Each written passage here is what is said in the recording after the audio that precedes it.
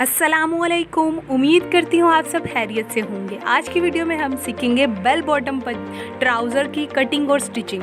तो सबसे पहले कटिंग देख लेते हैं। मेरे पास 2.5 मीटर का पीस था, वो उसे मैंने फ़ोल्ड कर लिया।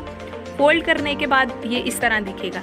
अब बेल बॉटम पजामे की कटिंग करने से पहले मैंने इसको नीचे जो पांचा है उसको फ़ोल्ड करके उसकी कटिंग करनी है। तो उसकी फ़ोल्डिंग तकरीबन मैंने 3 इंचेस उसकी फ़ोल्डिंग रखनी है, तभी जाके ये कटिंग अच्छे से होगी, क्योंकि शेप अच्छी आ जाएगी। अगर पांचे को फ़ोल्ड किए बगैर कटिंग करेंगे तो पांचा जब हम फ़ोल्ड करेंगे तो जो नीचे से बेल बॉटम की बेल कटिंग होगी, शेप होगी, वो अच्छे से नहीं आएगी। तो अब मैंने तकरीबन रखना है 37 इंच पजामा रखना है। ऊपर से भी आगे 2.5 इंच का पीस ये इलास्टिक फिक्स कर लूँगी 2.5 इंच के लिए। तो अब नीचे से जो है वो स्टार्ट से जो इसकी कटिंग होगी तकरीबन 1 इंच की होगी, और ऊपर से आते हुए मैं इस कटिंग को गोल शेप में तिरछा लेते हुए गोल शेप में करूँगी।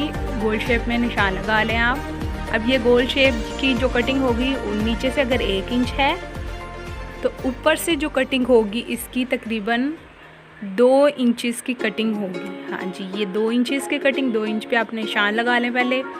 अब यहाँ से 2 इंच कहाँ आना है, ये ऊपर 2 इंच की कटिंग कहाँ तक होनी है, तकरीबन तैयार 11। आप अपने घुटने का हिसाब लगा लिए, घुटने के पास इसकी शेप होती है, तो 11 इंच पे ठीक होता है, 11 इंच तैयार पे। तो ये 11 इंच पे मैंने ये जी कटिंग कर ली इसकी तिरछी रख के। 1 इंच ऊपर से, 2 इंच ऊपर से और 1 इंच नीचे से। तो ये मैंने कटिंग कर ली। यहाँ से कटिंग स्टार्ट की, यहाँ से गोल कटिंग करनी है आपने, जैसे फिटिंग की कटिंग करते हैं उसी तरह।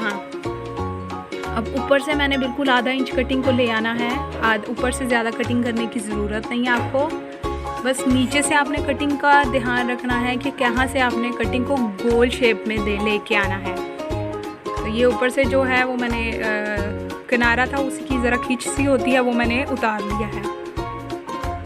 अब मैंने पांचा जो रखना है तकरीबन इसका 11 इंच रखना है, तो मैं तैयार 11 इंच रखना है, लेकिन मैं यहाँ सिलाई के लिए छोड़ूंगी आधा इंच, 1 इंच उधर से 1 इंच इधर से। तो ये हो जाएगा 13 इंच। 13 इंच पांचा मैंने रखा, सिलाई में आ जाएगा बाकी।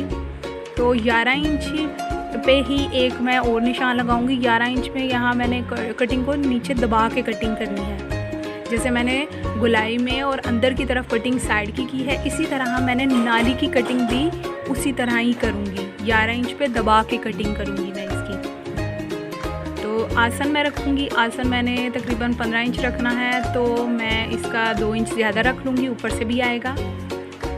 तो यहाँ से ये गोल जो होगी सिलाई में 11 इंच पे कटिंग अंदर की तरफ करनी है, और बाकी जो है वो बाहर की तरफ आप कटिंग को लें कि आपको थाई भी टाइट ना हो।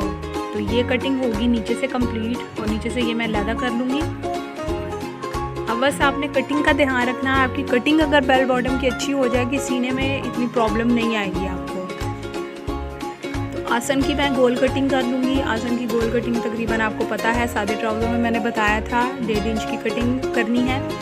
तो ये मैंने 1.5 इंच की कटिंग गोलाई पे कर ली, और ये जी रेडी होगी। कटिंग तो होगी मेरे पास पजामे की, बेल बॉटम पजामे की। अब बारी आती है स्टिचिंग की। तो स्टिचिंग करने से पहले जो मैंने फोल्डिंग की हुई थी उसकी मैं तय बिठा लूँगी, अच्छे तरीके से तय बिठाऊँगी, ताकि मुझे सिलाई लगाने में मुश्किल पेश ना हो। अब ये यहाँ से मैं ये कर ली मैंने कटिंग, सॉरी मैं स्टिचिंग स्टार्ट कर ली। और गर्मी इतनी है कि पंखे के बगैर बैठना थोड़ा मुश्किल ही है। तो ये जी स्टिचिंग मैं इसकी स्टार्ट की है। तो यहाँ से मैंने पांचों को सिलाई किया है, फोल्डिंग कर ली मैंने पांचे की, क्योंकि फोल्डिंग करेंगे तभी अच्छी शेप बनेगी इसकी।